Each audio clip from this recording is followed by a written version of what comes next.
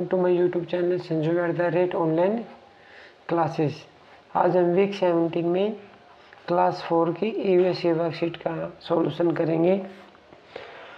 तो चलो देखते हैं पहला प्रश्न। इसमें पार्ट 14 बसुआ का खेत के बारे में से कुछ क्वेश्चन पूछे गए हैं। तो आप बसुआ का खेत जो चैप्टर 14 अपनी बुक से पढ़ लेना, जिससे कि आपको वर्कशीट सॉल्यूशन अच्छे तरीके से समझ में आ जाए।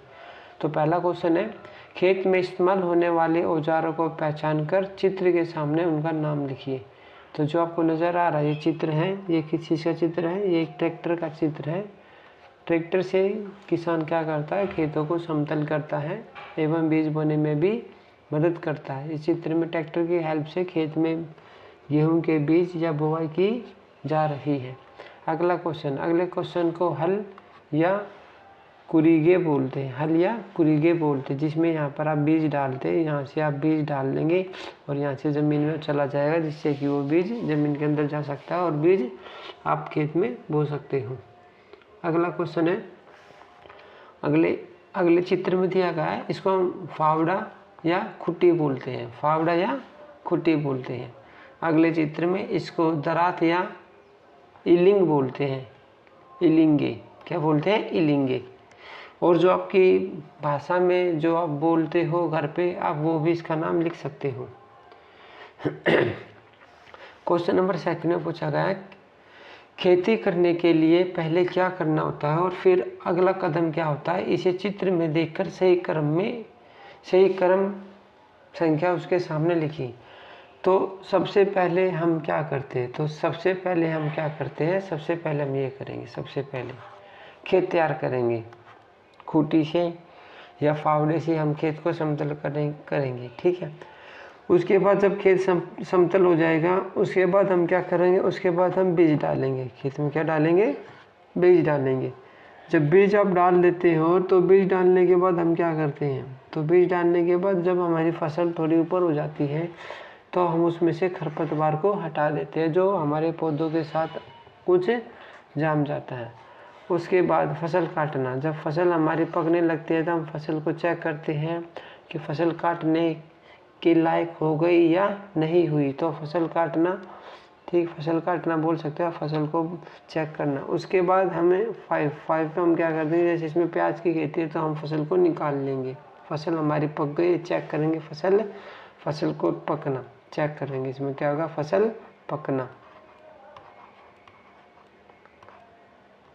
फसल पकने का चेक करेंगे। उसके बाद हम क्या करेंगे? 5 नंबर पर फसल को हम अपने काट देंगे, ठीक है। फसल को काटने के बाद फिर हम क्या करेंगे? 6 नंबर पर फसल का भंडारण कर लेंगे, पैकिंग कर लेंगे, बोरियों में डाल लेंगे। तो चलो अगला क्वेश्चन है। अगले क्वेश्चन में पूछा गया है, क्वेश्चन नंबर 3 में, जब हम सूखे पत्ते, बेकार कागज, गोबर, लकड़ी, खराब हुआ खाना आदि जमीन में दबाकर ऊपर से मिट्टी डाल देते हैं तो वह थोड़े समय बाद खाद में बदल जाता है। बताइए कि पौधों और फसलों के लिए खाद का क्या महत्व है? बेटे, जैसे कि हमें खाने की जरूरत होती है, पीने के लिए पानी की जरूरत होती है, इसी प्रकार पेड़ पौधों को भी खाद की और पानी की जरूरत होती है। तो खाद डालने से पौधों और फसलों की वृद्धि अच्छी होती है। आप खाद डालोगे पेड़ पौधों में तो वे पेड़ पौधे बहुत जल्दी से बड़े हो जाएंगे और आपको फल भी देंगे। तो उसकी वृद्धि के लिए बहुत ज़रूरी होता है खाद डालना। अगला क्वेश्चन है 4, जो पौधे बिना चाहे फसल के साथ उग जाते हैं उन्हें क्या कहते हैं? खरपतवार कहते हैं। क्या कहते हैं? खरपतवार कहते हैं। अगला क्वेश्चन है 5, सही उत्तर का चुनाव कीजिए। प्याज जमीन के अंदर उगता है या बाहर? तो प्याज क्या था? जमीन के अंदर ही उगता है, जिससे कि हम उसको खोदकर बाहर निकाल लेते हैं। अगला क्वेश्चन, किसान हमारे लिए अनाज उगाता है, उसके प्रति आभार प्रकट करते हुए अपने शब्दों में कुछ वाक्य लिखना है। तो किसान अनाज उगाने के लिए दिन रात मेहनत करता है। गेहूँ उगाने के लिए, चावल उगाने के लिए, प्याज उगाने के लिए, टमाटर उगाने के लिए, घिया तोरी उगाने के लिए दिन रात मेहनत करता है। तो हमें क्या करना चाहिए? हमें खाने की चीज़ों को व्यर्थ नहीं करना चाहिए। जो हमें खाना बड़ी मुश्किल से मिला है तो हमें व्यर्थ नहीं करना चाहिए और सभी किसानों का सम्मान करना चाहिए, ठीक है। बेटे समझ में आ गया। आज आपको वीक 17 की आपको ईवीएस की वर्कशीट आपको समझ में आ गई। तो मेरे चैनल को लाइक एंड सब्सक्राइब करें। ओके बेटा, बाय।